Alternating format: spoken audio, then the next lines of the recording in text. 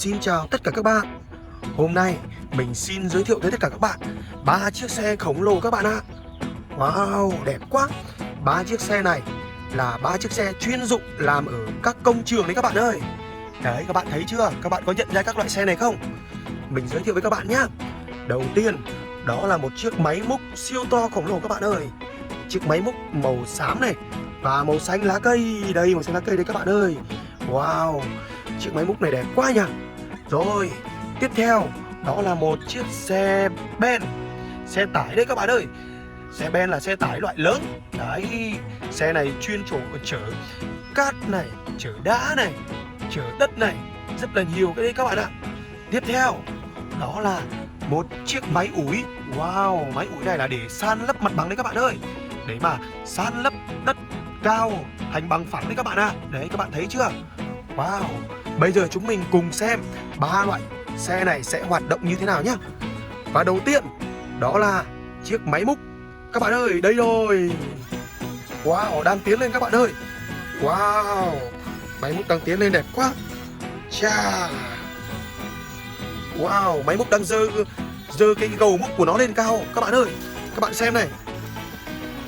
Wow, tiến lùi, quay này, quay trái quay phải. Yeah. Múc đây. À đây, đó. Wow. Chà, tuyệt vời quá các bạn ơi. Máy múc công dụng của nó đó chính là múc đất, múc cát, múc đá, múc mọi thứ mà các bác công nhân cần đấy các bạn ạ. Đấy, các bạn thấy chưa? Wow, máy múc có một cái gầu rất là to để múc được tất cả mọi thứ đấy các bạn ạ.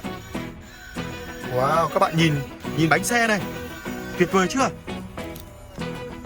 Bánh xe này, bánh xe răng cưa giống như là xe tăng đấy các bạn ạ. Wow, tuyệt vời chưa các bạn ơi? Rồi, mời chiếc xe máy múc về chỗ. Mời máy múc về chỗ. Wow, các bạn thấy hay không? Wow, máy múc đang tiến về chỗ rồi, lùi về chỗ đi. Rồi, tuyệt vời quá, quá là hay. Các bạn thấy máy múc của mình hoạt động tốt không nào? Rồi, tiếp tục chúng ta sẽ xem xe ben, xe thùng hoạt động như thế nào nhá. Wow, xe này khỏe quá. Wow, các bạn ơi. Chà. Wow, xe quay các bạn ơi. Tuyệt vời chưa? Chà, tiến lùi này. Yeah, rất là khỏe các bạn ơi. Xe này rất là khỏe. Wow, đây là đang đổ thùng đấy các bạn ạ. Đổ đất, đổ cát đi này. Các bạn nhìn xem này. Wow. Nào, xe ben đổ thùng một lần nữa nào. Yeah. Wow, tuyệt vời quá. Hạ xuống thôi. Yeah, tuyệt vời chưa? Các bạn nhìn thấy xe khỏe không? Wow. Các bạn nhìn bánh xe này. Một chiếc xe ben màu da cam. Rồi, mời xe ben về chỗ. Yeah, rất là tuyệt vời các bạn ơi. Wow. Rồi, rất tốt. Tiếp tục đó là chiếc xe. Các bạn, chiếc xe này là chiếc xe gì nhỉ? Đó là một chiếc máy ủi để san lấp đất, san lấp cát.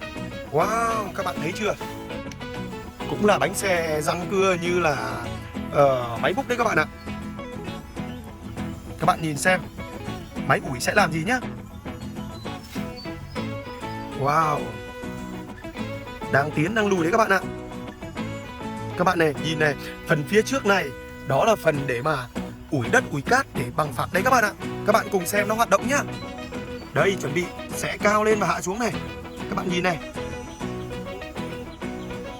Wow. Nào, nâng cao lên nào.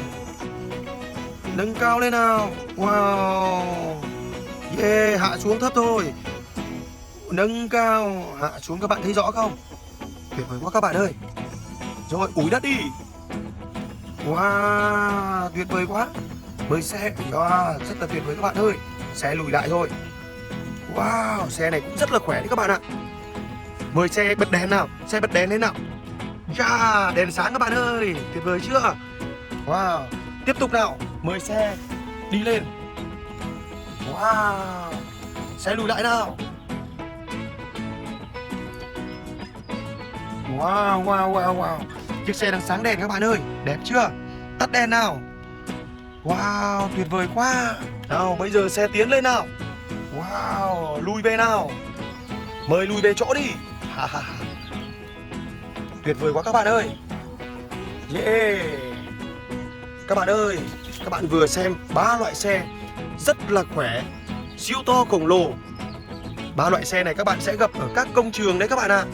Đấy, các bạn thấy các loại xe này có đẹp không nào? Wow. Các bạn thích xe gì nhất nào? Máy múc, xe ben hay là máy ủi? Các bạn thích loại xe gì nào? Wow. Rồi, hôm nay chúng ta đã được xem 3 loại xe siêu to khổng lồ và được biết công dụng của nó.